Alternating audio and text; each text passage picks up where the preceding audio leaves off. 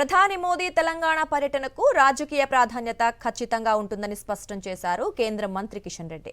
రాబోయే 2.5 ఏళ్ల పాటు రాష్ట్ర ప్రభుత్వ వైఫల్యాలపై ప్రజల మధ్య ఉండి పోరాటం చేస్తామన్నారు. ఇక వచ్చే ఎన్నికల్లో కలిసికట్టుగా పనిచేసి బీజేపీని అధికారంలోకి తెస్తామని చెప్తోన్న కేంద్ర మంత్రి కిషన్ రెడ్డితో మా ప్రతినిధి విక్రమ్ ఫేస్ టు ఫేస్.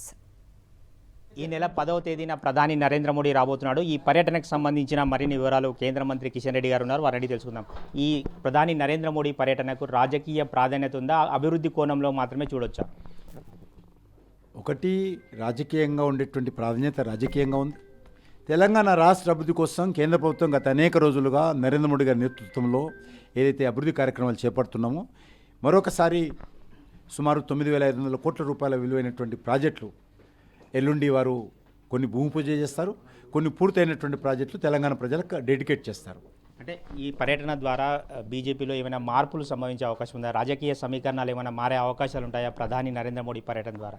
ఒక పర్యటనతో సమీకరణలు మారవు కాబట్టి ఖచ్చితంగా రానున్న రోజుల్లో వచ్చేటువంటి ఈ 2-2.5 సంవత్సరాల పాటు భారతీయ జనతా పార్టీ మరి కింది స్థాయి వరకు, గ్రామ స్థాయి వరకు ఒక ప్రజలకు మద్దతు కూడగట్టేటువంటి ప్రయత్నం చేస్తాము.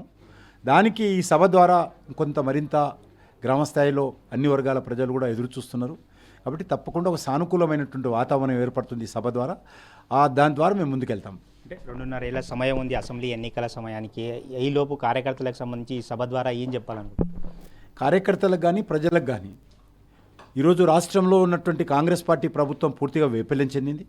గత 2.5 సంవత్సరాలుగా తెలంగాణ రాష్ట్రము ఏదైతే కాంగ్రెస్ పార్టీ హామీ ఇచ్చిందో, అవి గ్యారంటీలు కావచ్చు 6, లేకపోతే 420, 420 సబ్ గ్యారంటీస్ కావచ్చు, ఏ ఒక్కటి కూడా అమలు చేయకుండా మరి ఈరోజు తెలంగాణ ప్రజలను మరి వెన్నుపోటు పొడిచింది, తెలంగాణ ప్రజలను మోసం చేసింది.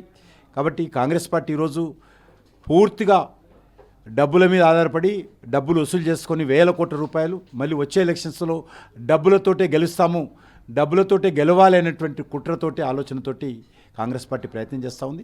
కాబట్టి తప్పకుండా రానున్న రోజుల్లో ఈ 2.5 సంవత్సరాల పాటు పార్టీ అందరం కూడా మేము కష్టపడి ప్రజల మధ్యలోకి వెళ్ళి తెలంగాణలో భారతీయ జనతా పార్టీ అధికారంలో కోసం అందరం కలిసికట్టుగా కృషి చేస్తాం. మొత్తమే చూసుకోవచ్చు, రాబోయే 2.5 ఏళ్లలో ఖచ్చితంగా ప్రజల మధ్యకు వెళ్ళి పోరాటం చేస్తామని చెప్పి కేంద్ర మంత్రి కిషన్ రెడ్డి స్పష్టం చేస్తున్నారు.